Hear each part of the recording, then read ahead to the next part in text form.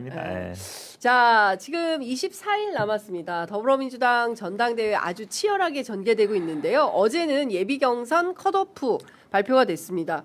어떻게 보셨습니까? 당대표 경선에 세대교체론을 주장한 두 젊은 후보, 특히 여성 후보 둘이 컷오프 되면서 역시 이변은 없었다. 이런 평가가 나오는데 두 분 변호사님 어떻게 보셨는지 여쭙겠습니다. 정 변호사님 먼저 하실까요? 그냥 정말 이런 말 하긴 뭐한데 이 사람 되겠지 했는데 이 사람 됐네요. 더 뭐 말하고 말고 할 것도 없는 것 같아요. 정 변호사님의 예측이 그대로 맞아 떨어졌다. 예측이라기보다는 제가 혼자 그냥 이렇지 않을까 생각한 정도죠. 제가 뭘 알아서 예측을 한 게 아니다. 근데 거의 그대로 된 것 같다. 네. 뭐 이변은 없었다. 네. 철갑상어님께서 우리 신랑이랑 생일이 같네요. 저는 음력입니다. 음력. 잠깐 혹시 네. 이분이 사모님이신 거 아니에요? 설마. 철갑상어님. 우리 현 변호사님 어떻게 보셨어요? 저도 뭐 그렇게 봤는데요. 그래도 이제 김용 부원장하고는 좀 친밀도도 있는데 이제 원외여서 걱정을 많이 하시더라고요. 왜냐면 대부분이 아마 아시겠지만 당내 선거 특히 최고위원 당대표 말고 최고위원 컷오프는 중앙위원 50% 당원 50%예요. 네. 중앙위원들은 대부분이 이제 국회의원이나 뭐 지역위원장 이런 분들이 하잖아요. 그러니까 아마 원외 인사들이 그 중앙위원들의 벽을 굉장히 크게 느껴요. 네. 당원에서는 어쨌든 뭐 50% 정도 받을 수 있는데 이제 아마 그래도 원외여도 그래도 어쨌든 좀 통과한 게 좀 그래도 좀 눈여겨보는 것 같고 네, 사실은 많은 분들은 잘 모르는데 우리 박승원 시장 같은 경우에는 우리 KDLC라고 지자체장 대표로 나온 거거든요. 네. 예전에 이제 뭐 염태영 지금 의원이나 이런 분들이 계속 도전해 왔어요. 그러니까 쉽게 얘기하면 이 당대표 선거라든지 지도부 선거가 국회의원 중심으로 돌아가느냐. 네. 지자체장들도 있다. 지자체장들이 사실은 어찌 보면 전국에 다 모여서 이제 밀어준 건데 안 됐잖아요. 네. 그만큼 이제 벽이 높은 거죠. 그 두 분을 제가 조금 유심 있게 봤습니다. 한 분은 되고 한 분은 안 되고. 그렇군요. 네. 많은 언론들은 친청, 친석, 친송 이렇게 해서 3대 3대 2 이렇게 이제 평가를 합니다. 그리고 제가 뭐 취재를 좀 해봤더니 임미애 의원 같은 경우는 또 의회에 좀 세력이 있었다. 더불어민주당 안에 이제 민평련이라는 조직과 이제 김근태 의장과 함께하는 크죠, 거기. 세력이죠. 그 다음에 이제 그 또 하나의 이제 그 있잖아요. 더민주인가? 더민주 혁신회의? 아니야 혁신회의 말고 아. 그 갑자기 생각이 안 나네. 하여튼 뭐 그 조직이 있어요. 그래서 그쪽에서 좀 미는 측면이 있었다 이렇게 얘기를 합니다. 그래서 최고위원 후보는 박선원, 이성윤, 김용, 한민수, 서미화, 최민희, 김영호, 임미애 이렇게 기호 순으로 말씀드렸습니다. 이제 이렇게 당선이 일단 황당은 아니죠. 결선 컷오프 통과. 컷오프를 통과하고 결선에 올라왔다 이렇게 볼 수가 있을 것 같습니다. 이런 언론의 구획에 대해서는 뭐 동의하시는 편이세요, 정 변호사님? 아니요. 전혀 동의하지 않습니까? 전혀 동의하지 않습니다. 왜냐하면 네. 그러니까 뭐 저는 여러 채널에서 이야기를 했는데 뭐 유시민 작가님이 ABC도 오늘 이야기를 했었잖아요. 네. 그때 당시 언론들이라든지 일부 정치인들의 태도가 어떤 태도였냐면 당을 갈라놓는다였어요. 그래 놓고 자기네들끼리 친명이니 반명이니 친석이니 친청이니 무슨 조직이요? 그렇게 조직으로 짝짝 찢는 식의 구분이 본인의 의사와 상관없이 제3자의 관점에서 구분 지어지는 이런 좀 부분이 많아서 저는 그런 식의 나눔의 이야기는 거의 그냥 듣질 않습니다. 그렇군요. 근데 어쨌든 이제 민주당 안에 여러 가지 이제 일종의 이제 개파 모임 같은 것들이 있으니까 이제 그런데 의외로 나왔다. 친석이 아니더라. 뭐 이제 이런 이제 기자들의 분석 취재 내용이 있어서 전해드렸고요. 근데 신천지 개입설은 되게 점점 커지는 것 같습니다. 이제 앞서도 제가 말씀드렸지만 박선원 의원이 이제 공개 기자회견을 어제 해서 예를 들어서 한 5만 6천 명 정도 되는 인원이 집단적으로 민주당에 입당을 해서 전당대회를 흔들면 이거는 판이 뒤집힐 수도 있는 거 아니냐. 상당히 큰 변수가 될 수 있다. 이제 이런 주장을 한 건데요. 어떻게 들으세요?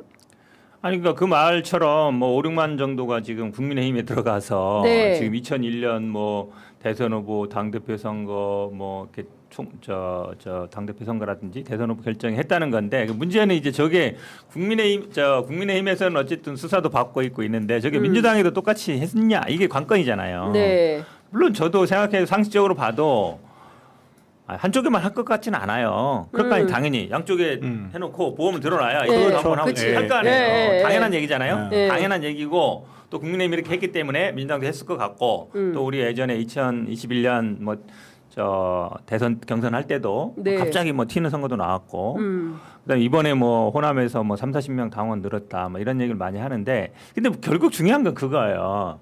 근거가 있느냐, 근거가 있느냐 얘기인데 저도 뭐 하도 궁금하니까 이제 뭐 물어볼까 하네요. 네. 그쪽 물어보면은 뭐 우린 잘 모르고 후보가 잘 알고 있을 거다 얘기는 진짜? 하는데 근데 결국은 아마 이제 김문석 후보도 이게 이 예선 끝나면은 뭔가 이제 얘기하겠다고 했으니까 네. 얘기는 해야 되는데 이게 근데 이제 이게 위험한 게 있는 게 예를 들어서 예를 들어 나왔어요. 네. 오랜만이 만약에 민주당의 당원 집단 가입한 게 나왔어요. 그럼 전당대회를 정상적으로 할 수 있어요? 제가 보기에는 수사 받아야 될 것 같아요. 못해요. 지금 왜냐면 국힘에서 얘기하는 게 그거잖아요.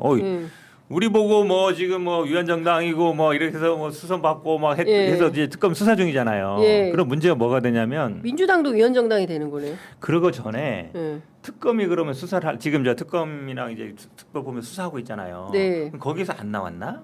예를 들어서 민주당도 나오고 국힘도 나왔는데 이걸 빼버리고 이것만 수사했다. 그럼 당장 국민의힘에서 야 편파 수사다. 왜 그렇죠. 민주당 거 봐줬냐 이럴 거 아니에요. 그렇겠죠. 그래서 만약에 또 실제로 나왔어요. 만약에 근거를 김민석 후보 제시했어.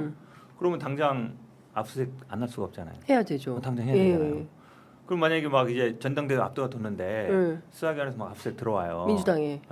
그러면은 전당대회 할 수 있어요? 나는 그 걱정이 제일 많이 들어요. 그래서 이걸 형상이 너무 이상하다는 거예요. 지금까지 김민석 후보가 네. 부동의 1위 후보였는데 물론 이제 최근에 바뀌었다는 여론조사가 나오고는 있지만 왜 1위 후보가 마타도어를 하고 1위 후보가 3, 4, 5위와 함께 2위 후보를 공격하는 굉장히 이상한 모양이 계속 펼쳐지고 있거든요. 이거는 일반적인 선거 공식에 맞는 게 아니에요. 그러니까 이 사람들이 생각하는 판세가 일반인인 저 같은 사람이 생각하는 판세와는 좀 많이 다른 게 아닌가 이런 생각을 우선 좀 해볼 수 있고 일반 여론조사하고 그렇죠. 내부에서 돌린 여론조사가 달라서 내부에서 돌린 이런 거 아니냐. 여론조사라기보다는 뭐 당원 여론조사 이런 부분이 달라서 그런 게 아니냐 이런 걱정이 좀 들고 걱정이라기보다 예측이 좀 들고 그리고 이런 중요한 폭로라면 폭로고 아니라면 아닌데 이게 어설픈 형식으로 폭로를 한다. 이랬을 때 이 후폭풍을 도대체 어떻게 감당을 할 것인지 네. 그것도 대통령이 픽했다라는 이미지를 갖고 있는 후보가 이런 식의 마타도를 해가지고 이게 성공해도 문제고 실패해도 문제거든요. 그러면 여기에서 우리가 알 수 있는 거는 정치력을 의심할 수밖에 없는 거예요. 이 사람이 과연 정치력이 온전한 사람인가를. 아니 자기가 그 이야기를 하면 그 이야기가 파장이 어떻게 갈지 그게 사실일 때와 사실이 아니었을 때 각각의 최소한의 시뮬레이션을 하고 말을 해도 해야 되거든요. 네. 근데 최소한의 시뮬레이션 자기가 한 말에 대해서 각각의 경우에 어떤 파장을 일으킬지 이 부분에 대한 시뮬레이션이 전혀 없어요. 예를 들어서 신천지 개입설이 나왔어. 김민석 본인이 돼버리면 그때 어떡할 거예요? 그때 어떡할 거야? 굉장히 너무 정치인이라는 사람이 정치를 하고 정치적인 말을 한다는 거는 각각의 경우의 수와 각각의 파급력을 생각을 하고 말을 해야 돼요. 네. 근데 지금 당장은 못 밝히는데 뭐 이런 게 있었대라고 이렇게 말을 던져버리면 그리고 얼핏 생각했을 때 신천지가 어디에 가입했다 이것 자체는 문제가 아니에요. 아니 종교 분립의 원칙도 중요하지만 종교인이라고 할지라도 본인이 정치적 행동에 자유가 있어요. 다만 문제가 되는 거는 당의 조직과 연계해서 쉽게 말해서 정과 교가 유착이 됐을 때 문제가 되는 거거든요. 근데 아니 우리 정당에 신천지가 많이 들어왔대. 이게 도대체 무슨 문제냐고요. 무슨 문제냐? 네. 아니 우리 종교에 그럼 불교도 많은데 그럼 그것도 문제. 불교하고 유착이야 그러면? 네. 우리 당에는 뒤져보니까 기독교가 몇 명이에요. 그럼 이게 기독교 유착이에요? 그건 전혀 아니, 그러니까 개인적으로 그러니까 하는 거는 뭐 전혀 문제가 완전히 없는 다른 문제고 거죠. 예. 신천지 당원이 신천지 자기네들끼리 해가지고 우리가 민주당에 영향력을 주자해서 들어오는 것도 문제가 아니에요 사실은. 진짜 문제는 그게 정당의 행위에 어떻게 개입이 돼 있고 개인의 정치적 자유를 어떻게 보장을 했는가 이 부분의 문제인데 그 문제를 모조리 그냥 빼버리고 뭐 특정 프로젝트를 이용해서 신천지 당원이 민주당에 많이 들어왔다. 민주당이 정치를 잘해서 들어왔을 수도 있는 거예요, 그거는. 근데 그런 거에 대한 구분이 전혀 없이 신천지가 들어왔으니까 문제다. 그러면 그 말의 후폭풍 어떻게 감당할 거냐고. 제가 보기에는 어쨌든 김민석 후보가 네. 예선 끝나면은 하겠다고 했기 때문에 끝났잖아요. 저는 그 이번 주 내로는 근거가 있으면 근거를 제시하고 본인이 네. 왜 그 얘기를 했는지 얘기를 예. 해야 돼요. 지금 왜냐하면 처음에 얘기 나온 게 반명, 분열주의, 신천지 3대 연합이 비밀연합. 그렇죠. 얘기하고 있기 때문에 지금 와서는 이게 뭐 내가 뭐 특정 후보를 얘기한 게 아니다. 뭐 이런 식으로 얘기하기가 쉽지 않아요. 네. 그리고 뭐 정청래 후보도 나를 얘기한 건 아니지만 어쨌든 나를 뭐 염두에 둔 거 아니냐라고 당연히 받아들일 수밖에 없고 모든 언론이 또 그렇게 해석하고 있고 네. 가장 중요한 문제는 이제 왜 이런 말을 꺼내게 된 근거가 뭐냐 그걸 제시해야 되는 건데 네. 누구도 그에 대해서는 뭐 후보 말고는 지금 얘기 안 하고 있으니까 그 다음에 이제 계엄 때도 그렇지 않냐 그러는데 계엄 때는 우리가 비밀을 지켜줘야 될 의무가 있었어요. 네. 왜냐하면 뭐 제보자가 드러나면 안 되는 거니까. 그렇죠. 근데 예. 이 사건 같은 경우는 지금 말씀하신 것처럼 사실은 전당대회 국면에 얘기할 게 아니라 전당대회 시작하기 전에 만약에 알았으면 그때 얘기해야 돼요. 그렇게 해서 미리 얘기해야 돼요. 당내에서 해결했어야 된다고. 이거를 만약에 막 이게 지금 막 전당대회 나와가지고 중간에 해버리면 이거를 뭐 아까 제가 얘기했잖아요. 이걸 뭐 어떻게 할까요? 만약에 근거 나왔으면 뭐 수사를 해요, 말아요, 아니면 전당대회를 해요, 말아요 이 문제가 될 수 있어서. 전당대회 중단 사태까지 갈 수도 있겠네요. 아니 그러니까 만약에 수사하게 되 만약에 예를 들어서 근거 나왔어요. 똑같이 5만 민주에 들어왔어. 그러면 합수본에서 이만희 기소했잖아요. 네. 그러면은.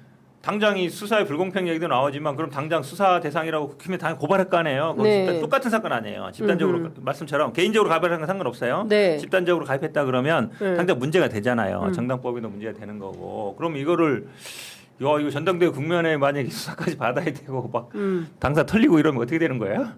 그게 제일 걱정돼요 오히려. 당사 털리고.